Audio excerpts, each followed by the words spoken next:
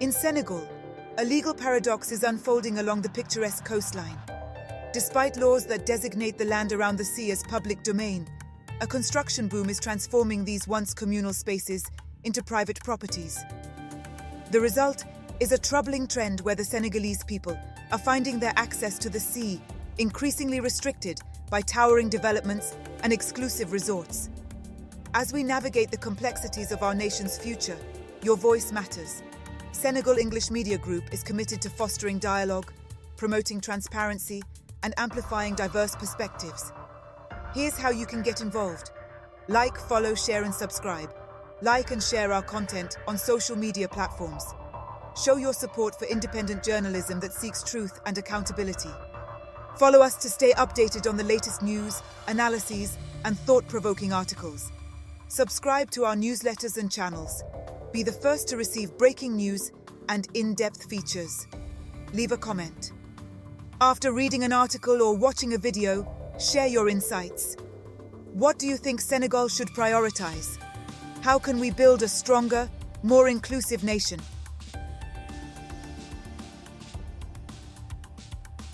The Broken Promise, Samba's heartfelt story. Samba, a young man from Medina, embodies the heartache of this transformation. For him, Soumbédioune was not just a beach, it was a sanctuary of freedom and joy.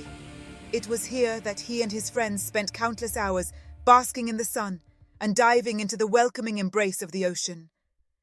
In the narrow alleys of Medina, the sea was our escape.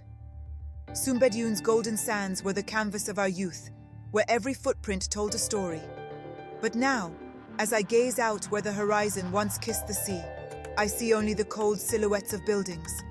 The laughter has faded, and the sea, a friend to all, has become a privilege for the few. The youth, once the lifeblood of the beaches, are now adrift, their cultural and environmental heritage slipping away like sand through fingers. The economic impact. The privatization of coastal lands in Senegal, particularly when sold to wealthier entities, can have significant implications for the country's economy and its citizens. Here's an expanded view of the potential consequences. Inflation. The entry of substantial investment and upscale development can elevate property values and the cost of living. This may lead to inflation as prices for goods and services rise to cater to the demands of more affluent residents.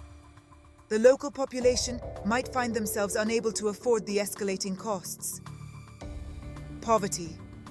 With the cost of living on the rise, individuals with fixed or low incomes may see their purchasing power diminish, potentially worsening poverty levels. This is especially true if the local job market fails to offer adequate employment opportunities at wages that keep up with inflation. Displacement of local communities can also result, leading to a loss of traditional income sources for those reliant on the sea and land. Economic disparity. The sale of land to wealthier entities can result in a bifurcated economy, where the benefits of development are not shared equally. The local economy may pivot to serve the needs of the wealthy, often overlooking the needs of the majority who may not benefit from such development. This can increase the gap between the affluent and the poor, leading to social tensions and potential unrest. Impact of the privatization of land on developing countries like Senegal. The repercussions can be more drastic for Senegal. Inadequate regulatory frameworks and enforcement can lead to exploitation and environmental harm. The economic benefits promised may not reach the local population, and instead, the profits are often sent abroad, contributing little to the local economy.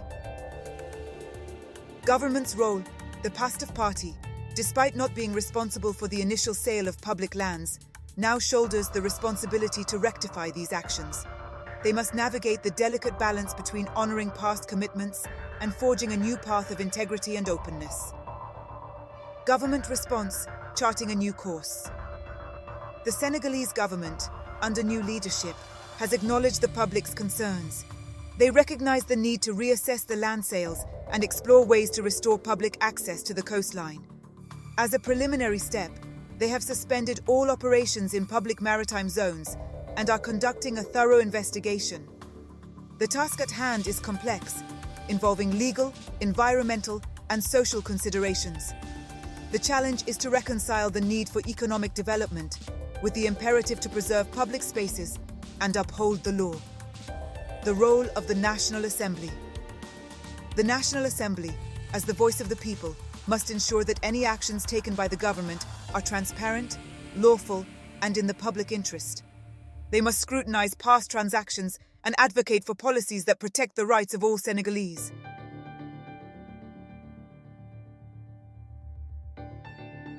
To navigate these troubled waters, the following steps are recommended. Preservation of public lands. The government must enforce the laws that protect the public domain, ensuring that the remaining coastal lands are shielded from unauthorized sales. Reclaiming coastal lands. Senegal should take a close look at past sales of beachfront property.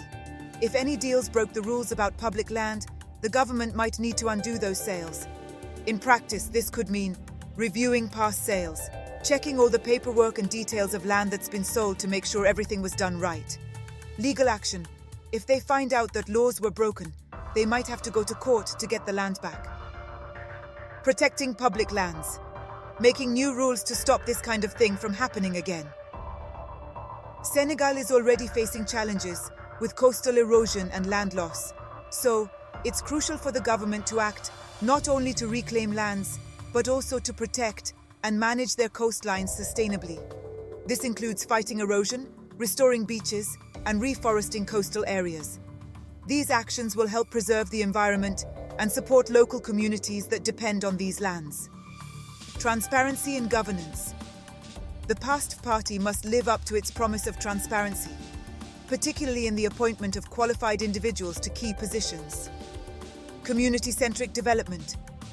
Prioritize development projects that benefit the community, including public parks and beaches. Engagement and dialogue. Foster a culture of dialogue and participation, allowing citizens to have a say in the decisions that affect their access to natural resources.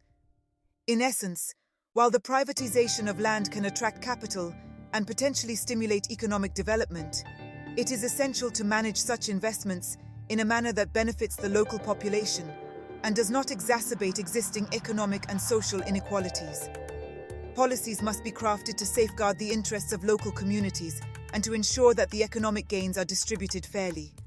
Otherwise, the long-term consequences could destabilize society, leading to heightened poverty and social discord. The call to action is clear. We, the people, and our government must unite to forge a future that respects the laws of the land and the aspirations of its citizens.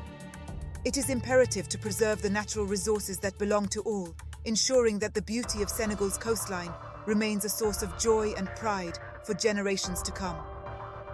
Let this be a moment where hope is rekindled and a commitment to accountable governance is renewed. What are your thoughts? Share them in the comments below.